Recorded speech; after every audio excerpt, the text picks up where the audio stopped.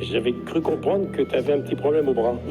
Voilà, à l'épaule, mon ami. À l'épaule. Tu sais, on passe à l'atelier, tu sais ce que c'est? Oui. Voilà, ben on est passé à l'atelier. T'as changé les pièces? Voilà, j'ai changé les pièces parce que quand on a fait beaucoup de sport, il y a l'usure derrière, il y a toutes les conséquences. À qui tu le dis? D'ailleurs, c'est pour ça que nos rugbyman vont être des bons clients en orthopédie, je pense.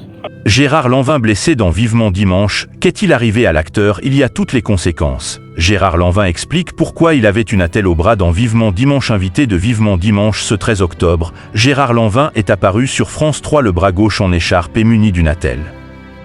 Il a expliqué les raisons de cette situation. Gérard Lanvin était invité sur le plateau de Vivement Dimanche ce dimanche 13 octobre sur France 3.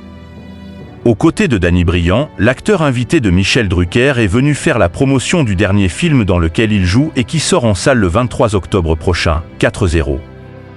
Après avoir annoncé l'arrivée sur le plateau de son ami Gérard Lanvin, Michel Drucker a interrogé son invité sur son état physique. En effet, difficile de passer à côté, l'acteur est apparu le bras gauche en écharpe avec une attelle. Quand on fait beaucoup de sport, Gérard Lanvin évoque les raisons de son problème de santé. On s'est beaucoup envoyé de petits mots au cours des dernières semaines. J'avais cru comprendre que tu avais un petit problème au bras, interroge Michel Drucker tout en finesse. Voilà. À l'épaule, mon ami, à l'épaule. Tu sais, on passe à l'atelier. Tu sais ce que c'est? Voilà, eh bien on est passé à l'atelier, lui répond Gérard Lanvin. T'as changé les pièces, répond l'animateur et oncle de la journaliste Marie Drucker.